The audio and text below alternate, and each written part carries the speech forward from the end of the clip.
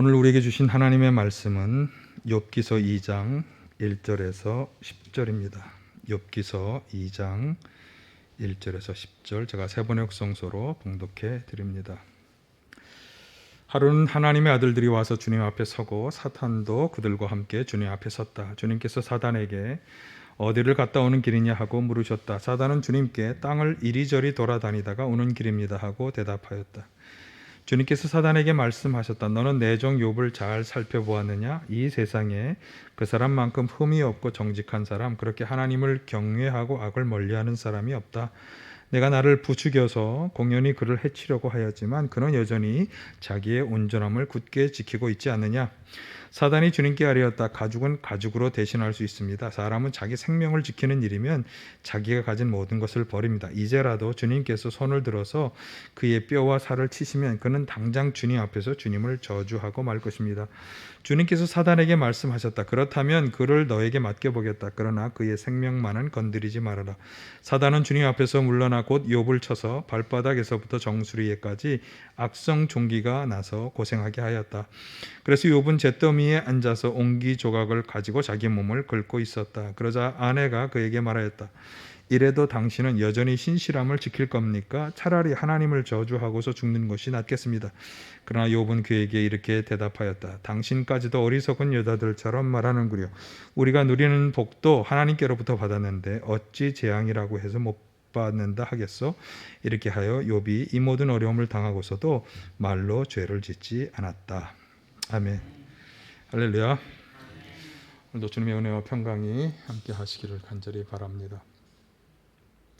우리가 흔히 하는 말 중에 평안하고 행복한 삶을 살아갈 때보다는 삶에 고난과 위기가 다가올 때 그 사람의 본성이 드러난다.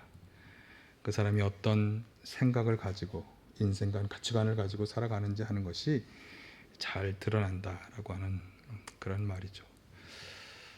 사실은 우리의 신앙도 마찬가지로 적용이 됩니다. 우리가 참 평안하고 행복한 삶을 살아갈 때는 잘 알 수가 없지만 그러나 우리 삶의 위기와 고난이 닥쳐올 때 우리는 우리 신앙의 본질을 드러내게 되어 있습니다. 정말 하나님을 참으로 믿고 섬기고 의지하며 살아가는 사람인지 아닌지 하는 것이 그대로 다 드러나는 것입니다. 전 세계적인 코로나19 팬데믹이 한 2년 가까이 계속되면서 참 많은 어려움들이 우리에게 다가오고 있고 또 겪고 있는데요. 이런 고난과 위기 앞에서 우리의 신앙도 여지없이 낱낱이 다 그 본질이 드러나는 것 같습니다. 여러분, 축복을 받든 고난을 받든 어떤 경우에라도 우리가 가져야 하는 참 신앙의 모습은 어떤 것일까요? 오늘 욥기서 본문은 바로 거기에 대해서 우리에게 질문을 던져주고 있고 또 다시금 우리 자신을 돌아보게 하고 있습니다. 욥기서는 지혜 문학의 대표적인 그런 장르를 가지고 있는 성경입니다. 특별히 욥과 욥의 세 친구들 혹은 네 명이죠. 그 네 명의 총 5명의 사람들이 주고받는 대화 속에서 우리는 던졌던 그 질문, 우리가 어떤 경우에라도 하나님을 잘 믿고 섬기는 그런 신앙을 유지할 수 있을 것인가에 대해서 깊이 있는 그런 질문을 우리가 던져볼 수 있겠습니다.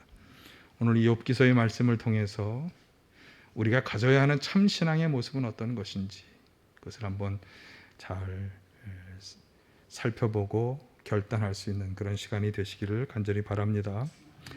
먼저 2장 1, 2절의 말씀을 한번 보시면 하나님의 아들들이 나오고 그리고 사단이 나옵니다. 그리고 물론 하나님이 계시죠. 하나님의 아들들은 천사들을 말하는 거죠. 천사, 사단이 함께하는 그런 장면을 지금 묘사하고 있습니다.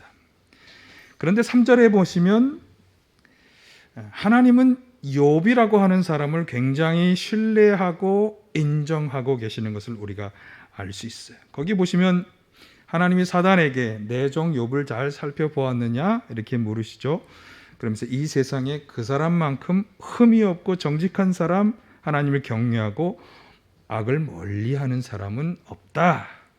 그러면서 내가 나를 부추겨서 그를 해치려고 하였지만 그는 자기의 온전함을 굳게 지키고 있다. 이렇게 말씀하고 있습니다. 그러니까 하나님은 욥이라고 하는 사람을 정말 인정하시고 칭찬하시고 있어요.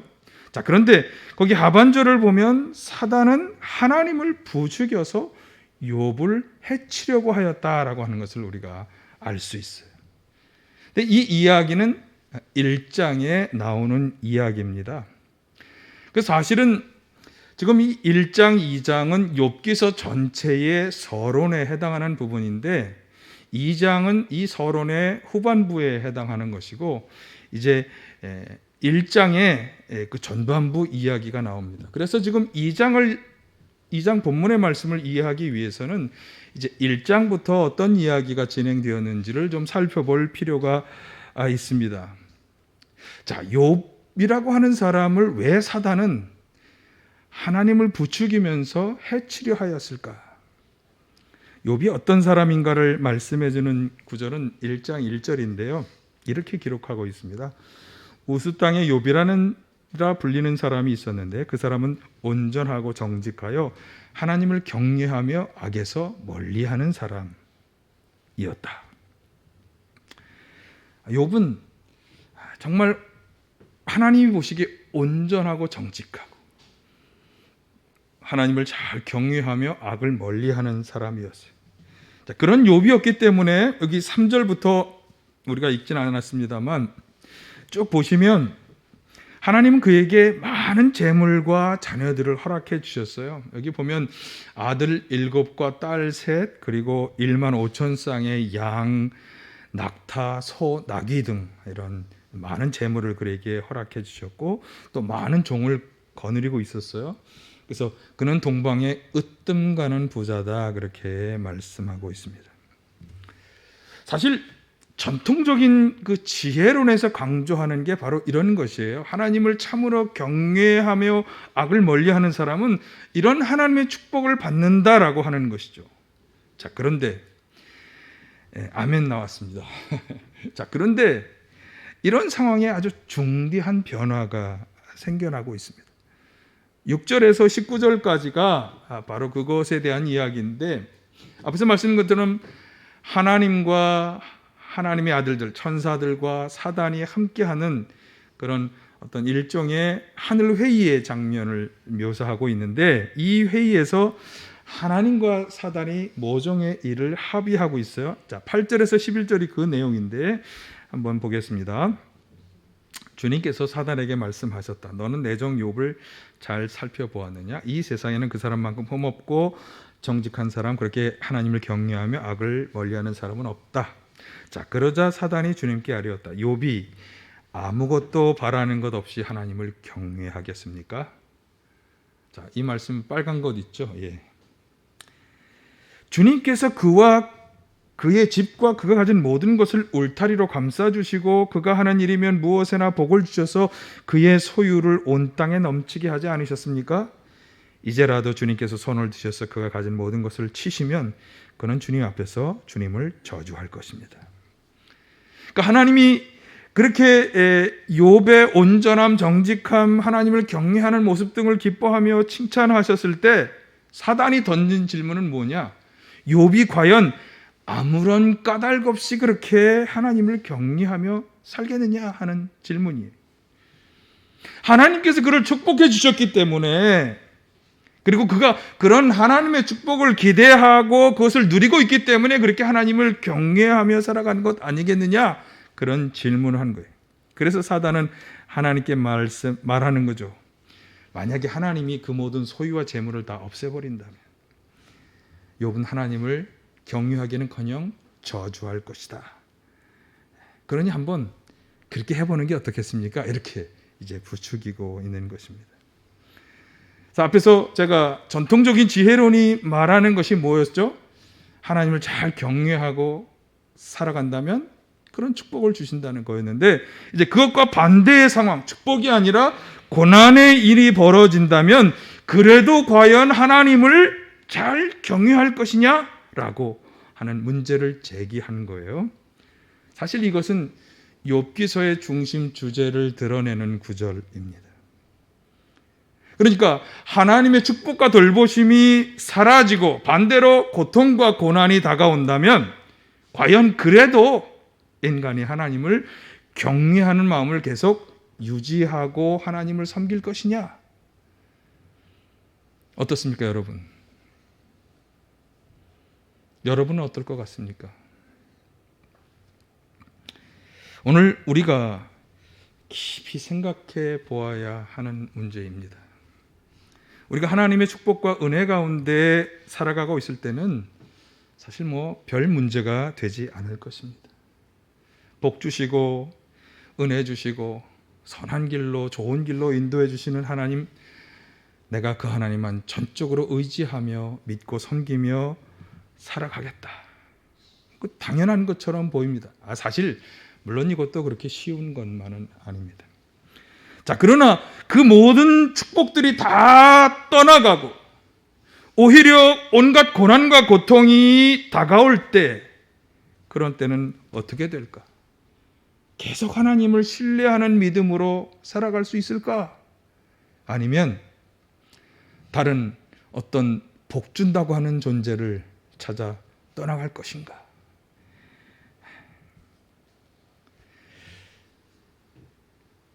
이처럼 복 주는 것만을 바라고 섬기는 신앙을 가리켜서 기복주의적 신앙이라고 부르는데요. 사실은 아주 많은 퍼센테이지의 그리스도인들이 바로 이 기복주의적 신앙으로 살아가고 있습니다. 우리는 복 주시는 하나님, 이것이 사실은 1980년, 90년대 한국 교회의 전형적인 모습이었습니다. 그래서 욥기서는 사실 그런 신앙이 어떤 문제가 있는 것인지, 우리가 가져야 할 바람직한 신앙의 모습은 어떠해야 하는지 하는 것을 잘 살펴보도록 도와주고 있는 것입니다. 말로는 참 쉽지 않아요. 나는 어떤 경우에라도 하나님만 섬기며 의지하며 살 것입니다. 말하기는 참 쉽습니다. 그러나 고난과 고통이 현실로 다가왔을 때, 현실에서 그 어떤 개선의 여지도 보이지 않고 소망이 다 사라져 버릴 때 우리의 신앙은 어떤 모습으로 남을 것이냐? 그런 의문이 제기되는 것입니다. 물론 하나님은 은혜와 축복을 주시는 분이십니다. 성경의 여러 곳에서 그것을 예언하고 있고, 또 실제로 하나님의 축복의 약속들이 곳곳에 나오고 있습니다. 그러나 우리의 신앙은 거기에만 머무를 수 없다는 것이죠. 하나님은 우리의 신앙이 더 자라고 그 이상이 되기를 원하시는 분이시기 때문입니다. 오늘 욥기서를 통해서 우리가 참으로 갖추어야 하는 참된 신앙의 모습은 어떤 것인지, 그것을 함께 우리가 생각해 보도록 하겠습니다. 자, 앞에서 1장 9절에서 사단은 욥이 아무것도 바라는 것 없이 하나님을 경외하겠습니까? 그렇게 질문을 던졌습니다. 그러니까 하나님께서 많은 재산과 자녀들을 그에게 허락해 주시고 축복해 주셨기 때문에, 또 욥이 그런 하나님의 축복을 기대하기 때문에 하나님을 경외하는 것이지, 아무런 까닭 없이 하나님을 경외하지는 않을 것이다 라고 하는 그런 의문을 제기한 것인데, 자, 그래서 결국 하나님과 사단은 욥이 고난을 당할 때, 고난의 시험에 대해서 어떻게 반응하는지를 살펴보기로 하죠. 그래서 12절을 보시면 욥의 몸에 손을 대지 않는 조건으로 사단을 통해 욥을 시험해 보기로 하신 것입니다. 그래서 13절 이하에 보시면 그가 가졌던 많은 재물들, 특별히 가축, 소유물들, 소, 나귀, 양떼, 낙타 다 모든 재산을 이제 망가뜨리는 일이 벌어지고 있습니다. 외부의 적들이 침략해서 그 모든 것을 다 빼앗고 죽이고 있는 것이죠. 게다가 18, 19절에 보면 욥의 모든 자녀까지도 무너지는 집과 함께 다 죽음을 당하고 있습니다. 그러니까 사단은 외적들의 침입 그리고 자연재해라고 하는 것을 이용해서 욥의 모든 재산과 자녀들을 다 앗아가 버리는 것입니다. 자, 1장 20절 22절은 이런 일에 대한 욥의 반응입니다. 자, 우리 함께 같이 한번 봉독해 보겠습니다. 이때 욥은 일어나 슬퍼하며 겉옷을 찢고 머리털을 민 다음에 머리를 땅에 대고 엎드려 경배하면서 이렇게 말하였다. 모태에서 빈손으로 태어났으니 죽을 때에도 빈손으로 돌아갈 것입니다. 주신 분도 주님이시요 가져가신 분도 주님이시니 주님의 이름을 찬양할 뿐입니다. 이렇게 욥은 이 모든 어려움을 당하고서도 죄를 짓지 않았으며 어리석게 하나님을 원망하지도 않았다.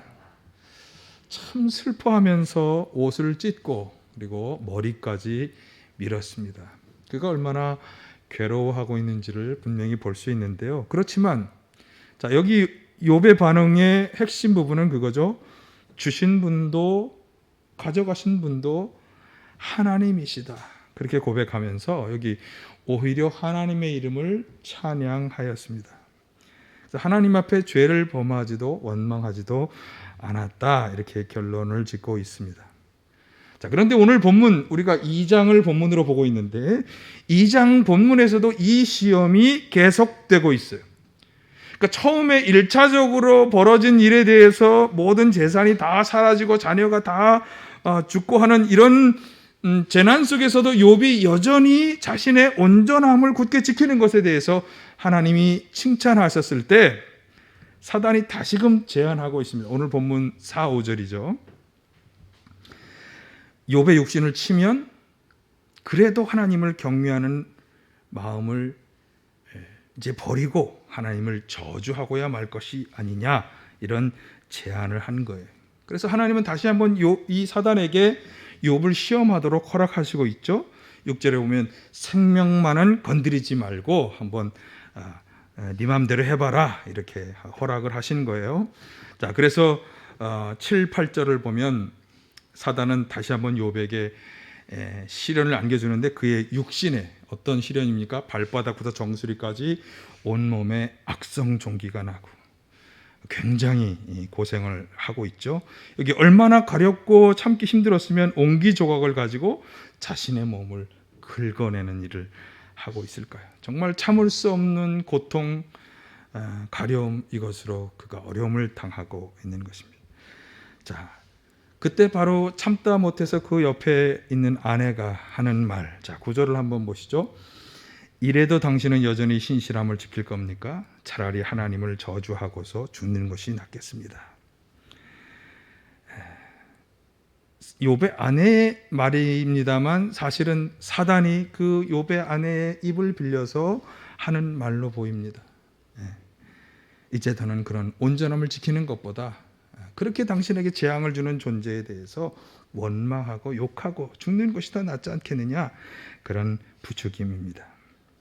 자, 이런 사단의 도전에 대해서 욥은 어떻게 반응했습니까? 10절, 자, 한번 같이 보십니다.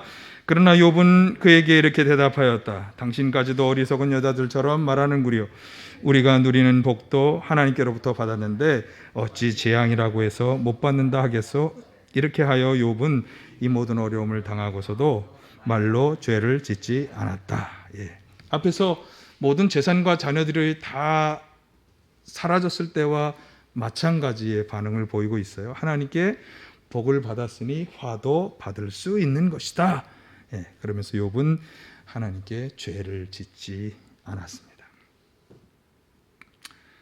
어떻게 이렇게 할 수 있는 것일까? 이게 이제 오늘 우리가 잘 살펴보아야 하는 것입니다.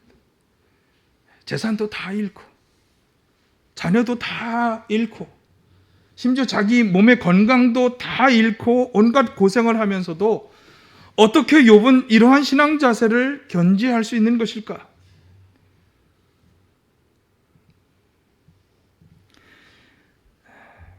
우리가 읽었습니다만 1장 21절과 2장 10절에서 우리는 그 분명한 이유를 찾아볼 수 있습니다. 자, 먼저 21절을 다시 한번 보겠습니다. 모태에서 빈손으로 태어났으니 죽을 때에도 빈손으로 돌아갈 것입니다. 주신 분도 주님이시요 가져가신 분도 주님이시니 주님의 이름을 찬양할 뿐입니다.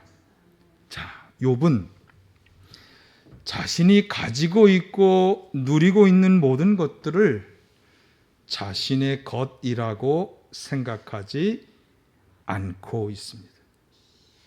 하나님께서 자신에게 주셨음에도 불구하고 그 모든 것이 다 자신의 것이 되었다고 생각하지 않는 것이,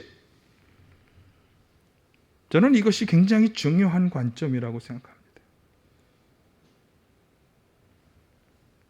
오히려 욥의 생각은 무엇이냐면 하나님이 주셨기 때문에 그 모든 것은 다 하나님의 것이라고 생각한 것입니다.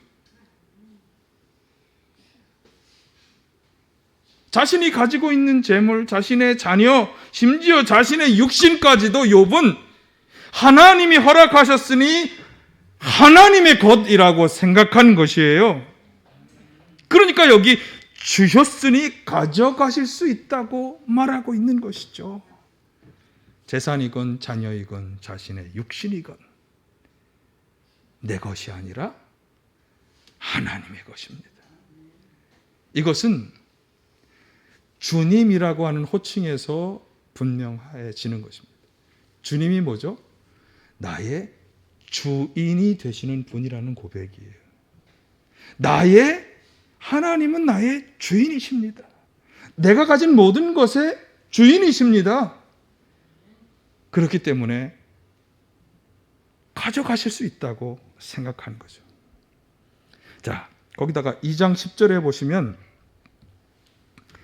주님이시기 때문에 자기에게 얼마든지 마음대로 행하실 수 있다고 고백하고 있는 거예요. 10절 다시 보실까요? 우리가 누리는 복도 하나님께로부터 받았는데 어찌 재앙이라고 해서 못 받는다 하겠어. 복도 재앙도 주실 수 있다. 왜? 그분은 주인이시니까. 주님이시기 때문에 그분 마음대로 하실 수 있다는 거죠. 사실 우리 입장에서는 좀 그렇게 생각하기 쉽지 않잖아요. 주인이지만 선하게 해주셔야지. 그렇죠? 그러나 욥의 생각은 주인이시기 때문에 복도 화도 주실 수 있다.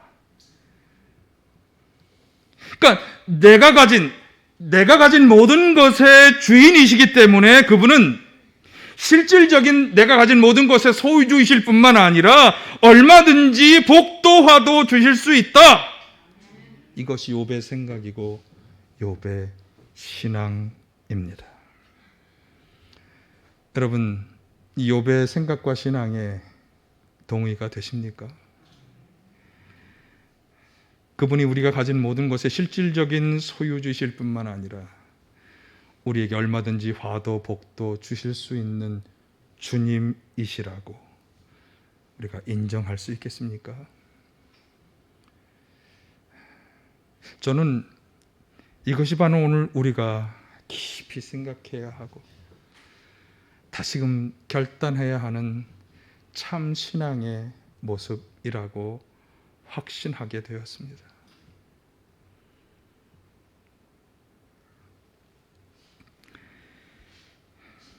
여기서 한 가지 더 우리가 생각해 볼 수 있는 것은 2장 10절 하반절에 나오는 말씀인데, 이렇게 하여 욥은 이 모든 어려움을 당하고서도 말로 죄를 짓지 않았다. 이렇게 이제 마지막 결론처럼 이제 이야기하고 있습니다.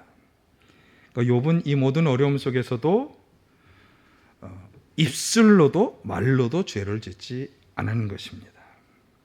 제가 몇 주 전에 우리의 입, 혀로 죄를 짓는 것에 대해서 주의해야 한다. 그렇게 말씀을 드렸어요. 사실 오늘날 우리는 이 입술로 참 많은 죄악들을 쌓아가고 있습니다. 한번 지난 한 주간의 삶을 한번 생각해 보시기 바랍니다. 여러분의 입으로 얼마나 많은 사람들에게 상처를 주고 아픔을 주었는지, 부부 간에, 부모 자녀 간에, 이웃 간에, 내 이 방정맞은 입 때문에 얼마나 많은 아픔과 상처를 주었는지. 그래서 야고보서 저자도 이 혀를 가리켜서 3장 8절에 보면 걷잡을 수 없는 악이고 죽음에 이르게 하는 독으로 가득 차 있다, 그렇게 말씀하면서 우리의 혀를, 입술의 말을 잘 다스려야 할 것을 거듭 강조해서 말씀했습니다. 사실 여러분, 우리 이 입의 말은요, 우리 마음의 표현입니다.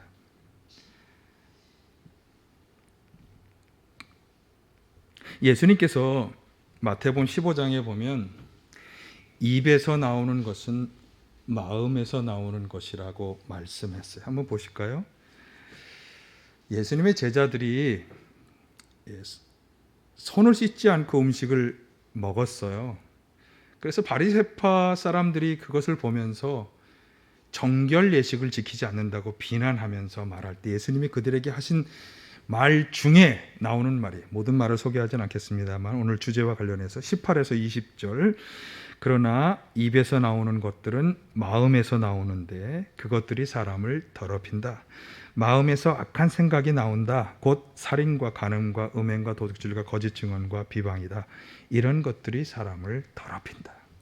그러니까 우리 입에, 이 말에는 우리 마음의 생각들이 표현되어 나오는 것이고, 이것이 사실은 우리를 참으로 더럽히는 요소가 되는 것입니다. 그럼 욥은 그러니까 이 모든 어려움 속에서도 말로도 욥이 죄를 짓지 않았다고 하는 것은 그 마음에 일절 원망이나 불평하는 마음이 없었다라고 하는 것을 말씀해 주는 것입니다. 에이, 마음은 그렇지 않은데 그냥 말로 그러는 거예요. 이거는 우리가 흔히 하는 말이지만 사실 그게 진실이 아닙니다. 말은 우리 마음의 표현입니다. 여러분, 하나님 앞에 욥처럼 말로도 죄를 짓지 마시길 바랍니다. 마음에 어떠한 원망의 마음도 불평의 마음도 다 가지지 말아야 하는 것입니다. 이것이 우리가 가져야 할 참신앙의 모습인 것입니다. 오늘 욥의 고백이 우리 모두의 고백이 되기를 간절히 바랍니다. 주신 분이 하나님이시니 그분이 거두어 가실 수도 있다. 하나님께서는 주님이시니 복도 주실 수 있고 화도 주실 수 있다. 네. 여러분, 우리 인생의 주인은 하나님뿐이시기에 우리의 재산이나 가정이나 자녀나 또 내가 가진 모든 것, 내가 가진 모든 학식과 지식과 건강과 이 모든 재능의 주인도 오직 하나님뿐이시기에 하나님만을 우리가 순복하며 그분이 원하는 대로 이것을 사용해야 한다고 하는 것, 이것을 꼭 잊지 마시기를 바라고요. 그분은 주님이시기 때문에, 주인이시기 때문에 당신의 의도에 따라서 얼마든지 화도 복도 주실 수 있는 것입니다. 우린 단순히 그것을 인정하며 그분께 복종하며 나아가야 하는 것입니다. 그래서 아무것도 바라는 것 없이, 오늘의 설교 제목인데요, 아무것도 바라는 것 없이 하나님을 경외할 수 있는 참 신앙인들이 다 되시길 간절히 바라고요. 축복만이 아니라 고통을 당하는 그 어떤 경우에라도 우리의 입술로도 마음으로도 죄를 범하지 않는 우리 모두가 다 되시길 간절히 바랍니다. 그래서 진실로 하나님께 인정받고 하나님이 주시는 참된 축복 가운데 살아가는 우리 모두가 다 되시기를 간절히 축원합니다.